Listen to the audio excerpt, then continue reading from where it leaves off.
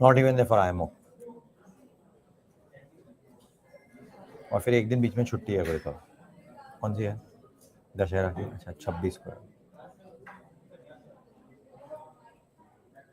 No, Dashara is not 26, right? Dashara is not 26. Dashara is second. It has to be 2nd October. 2nd or 3rd October. 22nd को तो नवरात्रि चालू होता है. We are live. We are live. No, we're not. No? That's what I've We're been not? told from our team. अरे यार We are live. live, We are Abhinav. live. Bad news है. Dussehra is on 2nd October. Yes. तो एक छुट्टी sir. कम हो गई एक इस साल. छुट्टी कम हो गई. Yes. Hello and welcome to Bulls, Bear and Banter, and this will be another truncated session, unfortunately caused by not rain but No, so let's do this na. Truncated session is also good as long as we can cover topics quickly and briskly. Yes. Simple है. So Puneet spoke to the Maharashtra Transport Minister. Puneet, sorry. क्या निकला उसमें से? So the Roads are going to get better. नहीं ये मैं Transport Minister. Transport Minister. है. Puneet folded his hands like I this. was like, I don't know. But he's apparently the first person in India to buy a Tesla, and for his son-in-law is what I've heard. But I also want to ask him what's the state's policy on EV buses, because they pulled up a few companies a few months ago, like Electra, Green Tech, and everything. But they have said that we've understood what the issue is with production and battery supply from China and rare earth amongst other issues, and they've complied with their new timeline of some vehicles to be given by 2026, somewhere around April-May. So I think that was one of our intentions to also speak to him, but he's also one of the first Tesla owners. So congratulations. What did he say on the Tesla? He was very excited, of course, because he thought he'll get a little more discount with the GST cut. I'm like, sir, it's already on 5%. You don't have to worry now. Chalo. So he's sorted. He's Okay, sorted, cool. yes. Markets are. If you hear Ramdev Agarwal yesterday, oh Yeah. my God, the bullishness is quite something. Quite something, yeah. But I must say, Sridhar Shivram gave a very a response about addressing the question about why is it that so many good news markets are still not reacting. And Hersh, your mic is on. Even if you move away, it doesn't matter. Yeah, so you need to remove your mic, please. The audience doesn't want to hear this. We are forced to. No, just apologize to the audience, not to us. He said that an eye out should be kept for the currency, and the currency weakness is something that is there. The macro has some challenges because ये GST में cut आई है, so somewhere it will be compensated. So there is some macro challenge of some capex cut or whatever, plus the rupee coming off, plus FPI outflows, etc. So FIIs have that in mind, which is probably one reason why you're not seeing money coming in. Yeah, People have been talking about why is it that the market's not doing well, because the FPI flow is completely absent. absolutely. Yeah. So that was one interesting piece. See, it Yeah, can happen quickly. We FIIs can move have from sold- topics one to other very, very quickly. Very quickly. So Yeah. FIIs Jaldi have sold around 35,000 crore in the month of August alone. 53,000 crores July and August. July and August, and around 1.3 lakh crore Jan onwards. So the FI sell number has been quite, net sell number has been quite high, and that's what's causing the pressure. I think what was interesting when you asked Ramdev Agarwal's question on FIIs was that he was like, "Unko India समझ में नहीं आता है." And I was like, it's a new perspective, because whenever he's so casual, then we get those gems out of him. When he's in a studio, he has to this thing. But when he's in a casual setting, he drops some gems always. So I think that was one of them which I was hearing yesterday at least. We also do catch the full interview. It's very And we should drop unfiltered. it. And we we should drop drop it. the link as well. Yeah. I think, to my mind, this is one of the best Ramdev interviews that I've done. Just in terms of the quality of the answers that he gave. Yeah. I asked 3 questions. Yeah. His answers were wrong because he was in the mood to talk. So I didn't have to do anything. It was just Arya at his best. It was fun. It was damn good fun. What is what's the sense like on an Ola? Just talking stock specific, or rather, should we talk markets first? And हो गया ना markets में और क्या बात करें? Flat है Flat है. 3.4% lower. No, at 24,700, is this a big buying opportunity? Well, Ramdev Agarwal certainly thinks so, but in terms of earnings as well, it's not looking all that bad, right? At around 1,200, 1,250 EPS, you're sitting sub 25,000, which is sub 20 times 1 year forward, which is FY26 forward, actually, not even FY27. So if you roll forward to FY27, the scope there is quite decent. Yeah. Yeah. Also, that IT as a contra play, you track IT quite closely. Rate cuts coming, and which will be likely the next positive trigger, the US Fed rate cut. You believe that there is a case to be made to own IT at this point? I mean, it's certainly one of the a lucrative opportunity to say the least. And the thing is, over the last 2 weeks, we started to see these big, huge order wins coming in for companies. So for TCS, they won another order today. They won a 550 million euro order a week ago. And certainly, this was one of the key aspects. The only concern which I see is the order wins that these companies have done over the last year. They haven't yet come in the financials for whatever reason. Either they were transformation deals that got held up in a couple of quarters and it's delayed, or we've seen the costs of those deals come in and the financial impact not coming in yet. So I think one of the key from this quarter I'll be watching if those start to reflect in the financials one in at least in some form, and even if there's a little bit that you see of that, I think the street is going to jump on these stocks because even in an uncertain time like today also we have another initiating coverage on Hexaware. I think Hexaware Tech, you did yes, it. yes. And Hexaware as a stock actually post quarter one saw like that massive sell off because the results weren't just in line with estimates or whatever street was penciling. But that stock continues to be a favorite, and this is not a recommendation. This is just what brokerages are putting out that this has come after Citi also initiated coverage. It's their only buy call. So definitely for large caps, you are seeing that valuation comfort. For mid cap, the valuation is off, but the growth is something that is still it's not absent, but still something that the street might need a little more proof of, is what I feel. Yeah. I buy your argument. The other stock, which Have you was gotten the likes? We have no, 8 minutes should. left. We should get the likes. we should get the Please- likes please so that we hit can like, take more guys. questions also today. And please send in your questions once you hit like so that we can start taking it up. So you answered what about IT, right, Puneet? Yeah. And what's the sense like with an Ola Electric? The stock has gone berserk from 40 levels. It's currently sitting at what, 62? Yeah. Some bit of cool off on the stock today. And then I read that note on by Goldman Sachs. Yeah, which is a Which is- completely positive. Increase the target price from 63 to 72, if I recall right. Yeah. So how are you viewing Ola Electric at this point, and what is Goldman saying? What's the case that Yeah. they're making? I think you know what, it's interesting that we should just compile of all the conversation that we have had on Ola Electric on BBB. And we should put together a video because I'm pretty sure it's a 15-minute long video that we'll get because every day we've discussed this. It's I think up 60% in last month or so itself.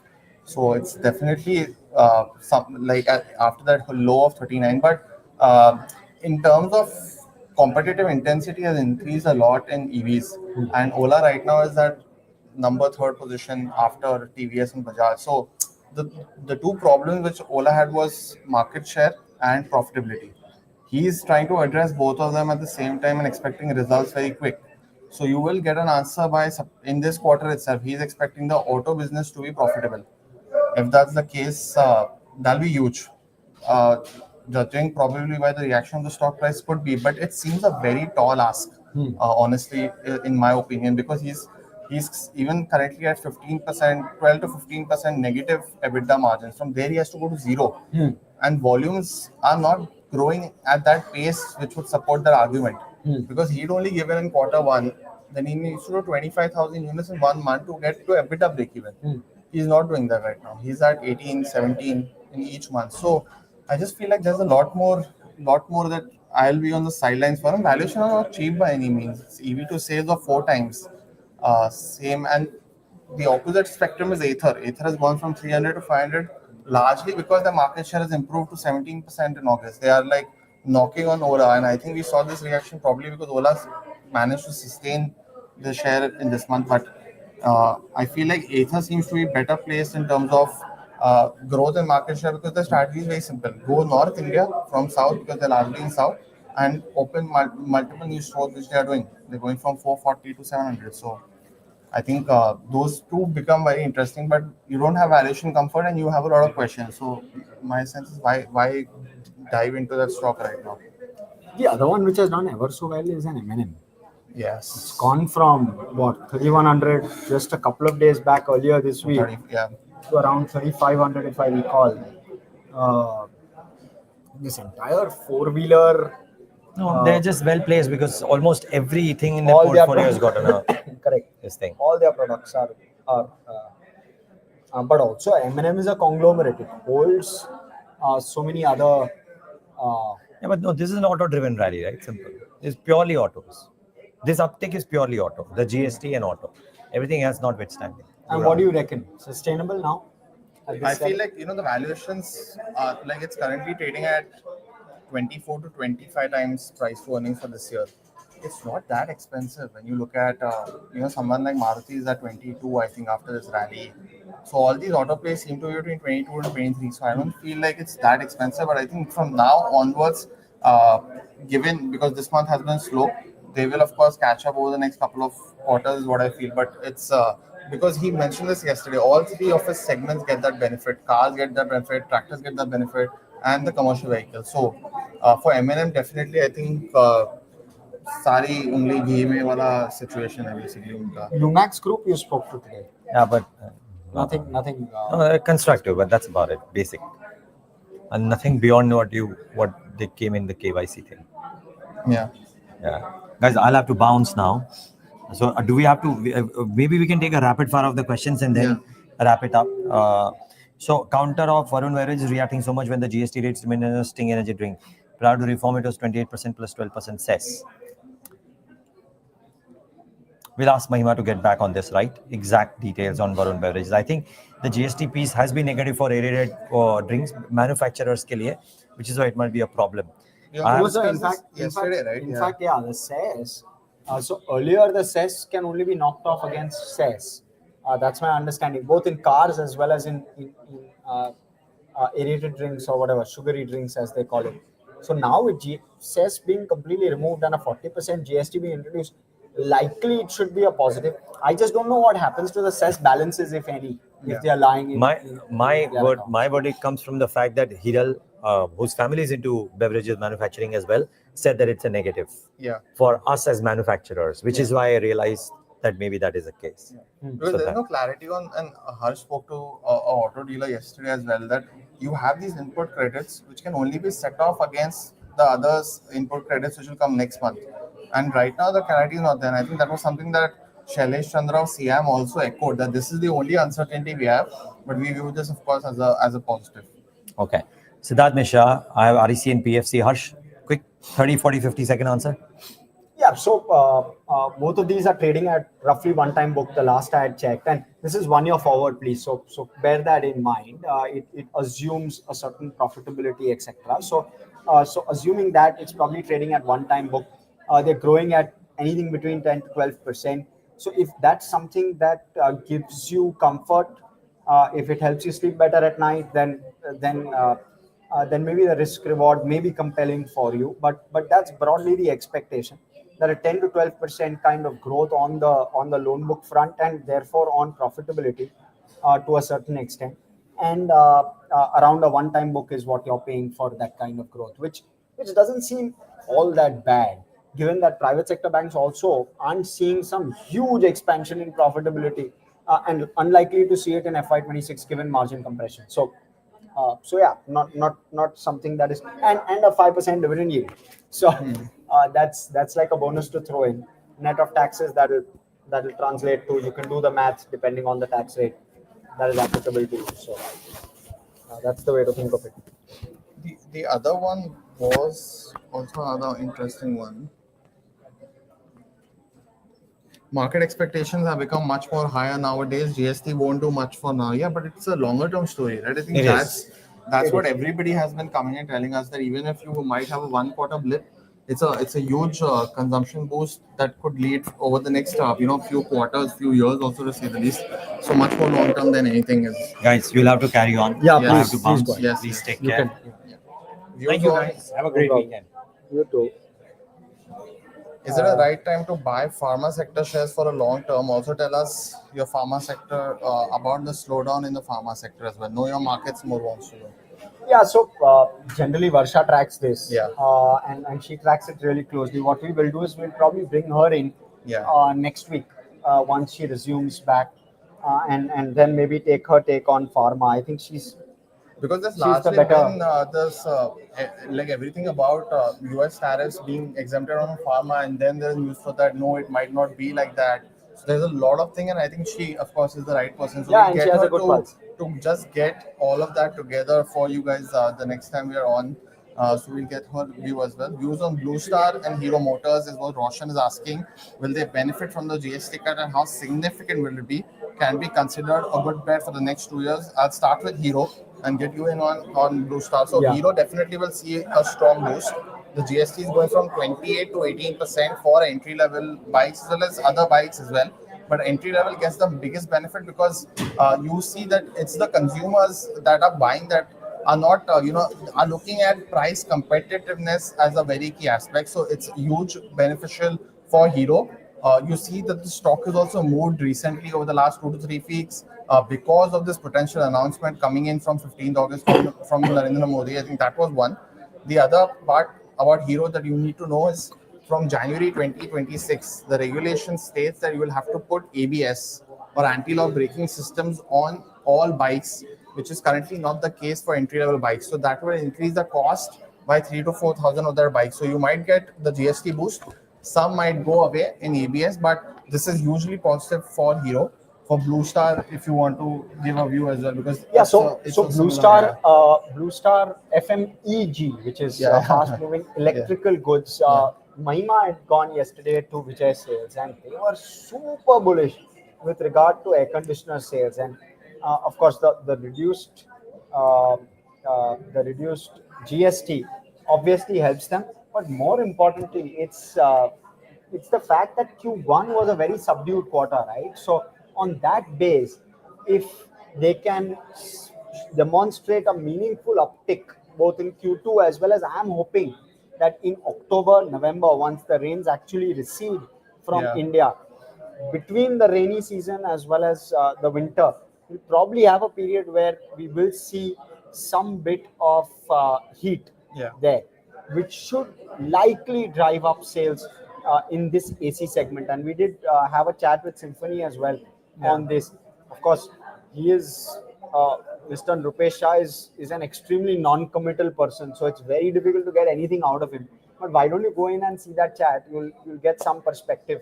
It'll come up on YouTube at 7 p.m. today, and it should be live at 4:30 as well on our channel. So maybe that'll give you a sense of how AC makers are doing. Yeah. Also, valuations of a Blue Star versus maybe a Symphony, etc., not as compelling.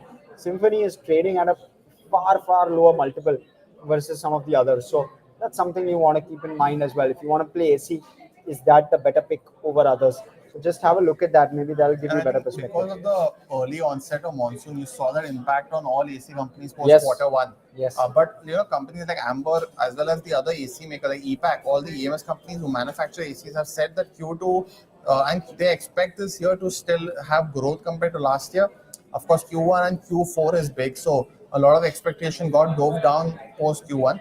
But they've said that they'll have new product launches in Q2 and Q3. So commentary will be one thing, but do keep that on your radar as well. Know Your Markets More is asking an interesting question, sir. Mahindra and Mahindra SUV BE6, I think is what he means. Tata Harrier EV or Suzuki e-Vitara. Now you're asking from a stock perspective or a Product perspective. I think that's one. But you have a preference for the product, if any. I love the B6. Yeah, I think it looks beautiful I think the as a product. XCV90 also, both those products are like just these huge cars. Which, And yeah, I mean, so Harrier I think is a slightly larger size car, right? So we will so therefore compare may the not be- Harrier with the XCV90, which is Correct. the bigger one. Correct. And I think I think. But I both still those- like the look of the M&M far better. Far And better. hasn't M&M also gained market share? Isn't Yeah. isn't it now the number 2 car maker in Yeah. India? Hasn't it overtaken Hyundai? If I'm not wrong. They have overtaken, and it's been quite neck and neck between the two. Like whenever they, because right now, if you have a product launch in that quarter, you might see their market share inch up. So for Mahindra, they have had all the production increase for the EV vehicles. The other vehicles like 3XO and all are also seeing capacity utilization over 90%. So you're seeing those products being shelled out at a rapid pace. So you saw them going to roughly between 14 and 15%. Maruti is at number one over 40%. But between Mahindra, Hyundai as well as Tata Motors, you're seeing a clear winner there. And we spoke about Mahindra at the start of the show as well. I think that's one. The e-Vitara is interesting from the standpoint that it will only be export first, essentially. So they're looking to do, I think, 70,000 vehicles this year. Some will be domestic, but largely export. But even if that is the case, it could be interesting for Maruti because you also have the GST cut benefit, and the EV space outside has better average selling prices as well, so that will help margins. They are also localizing the battery production in their plant right now, which they inaugurated a week ago. So that is the other one to watch. I want to ask you about Tata Motors. Yeah. Because that stock has been languishing for a very long time. And we have a viewer here, I believe it is Beast is alive. He's asking what's going wrong, if at all, with Tata Motors, if I can rephrase that question. Yeah. And he's bought it at 690 a share. So now with this demerger, which is in the pipeline, how should one look at Tata Motors? Is there much upside left? Have you done an ANR and checked what broadly analysts are saying? Analysts are like so divided on the stock. You have about 10, 11 analysts who have a buy, 10, 11 who have a hold. Few have sell ratings, but largely on Tata Motors there are two. One is the big one that the sales have largely been flat for a while now. And that's why you're not seeing that reaction on the stock as of now. It's been like that for almost 15 months to say the least, and the sales have largely been around 40,000 a month for the car segment. CV, it's more macro, so that hasn't helped, but CV is still performing well. And the second one you mentioned is demerger. That will come at the end of the year. The Jaguar rebranding will come at the end of the year. So those are two key things. But they've also been active because they've done an acquisition of Iveco. It's a commercial vehicle acquisition they've done in Europe, and that the current CFO will be transitioning and becoming the CEO of JLR. So those two positive aspects are there, but they're also that the sales in India market hasn't been growing, and hence you're seeing a flattish reaction, a lack of trigger to say the least, I think. So I think this year, unless the festive season becomes very important for them, as well as someone like Hyundai, and unless they're able to do that, we might see some pressure continuing on these stocks. Hyundai, I think, rallied a lot post this GST aspect because one third of their sales is coming from smaller cars, the Grand. So I think that is the benefit as well. Exactly. So one thing that I would really keep in mind if I own the auto sector in a decentish fashion is the fact that China is making huge strides in auto, right? Now, yes, the domestic market can get protected with customs and duties, etc.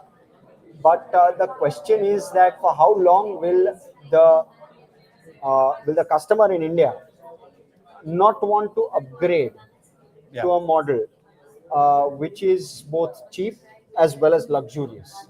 And that's and as much as I am Indian and I love to buy Indian, the reality cannot be ignored to a large extent. Also, Tata Motors is a play more on China, US, and global than India. And therefore, the protections that Tata Motors gets versus maybe what a Mahindra, etc. get is very different. Of course, the overhang with regard to US tariffs has now likely gone away to a certain extent, but you still have to keep in mind that there's a disruption happening in the auto segment where China is concerned, where they are making cars worth 2 crore for 20 lakhs and selling it at maybe 20-30 lakhs, right? In that ticket size. So that's something you want to keep in mind. Because and we've seen that in Europe as well, right? Because China has increased so much of their production of BYD and NIO amongst other of the startups in Europe, that people in Europe are now preferring to buy a Chinese EV, and they don't have a problem with that because of the features that they offer and their technological advancement as well. So that, why not replicated in India? You're seeing that with BYD already. It's still at a very premium compared to where our cars are selling. But I'm starting to see BYD around this thing, and there is a very interesting, not a recommendation again, but Landmark Cars is listed and they have almost 8 to 9 showrooms of BYD. So there is a way to play the story as well. Landmark also has, amongst other car makers as well, other OEMs that they do cater to. But that's the thing as well. So, but most immediately, Landmark Cars will be impacted by that cess that we spoke about. And So you want to so go you saw in the and reaction take yesterday, care as you of were that. mentioning also. Yeah, we did see a reaction. What was the reaction? Was it? Yeah, there was about 6% down on the stock yesterday. On a day where you would expect that all auto stocks will be up. Exactly, right? So, Especially dealerships, because they sell regardless. Yeah. And that's why the so- other is listed player, popular vehicles, was largely okay because he sells 60%, 70% of the models are Maruti based. So that shouldn't be an issue at all for them. Stock is up 2% Stock, today, yeah. but keep your eye out on that one. That cess offset Yeah. may not happen, and which is why the cess might expire if nothing else happens.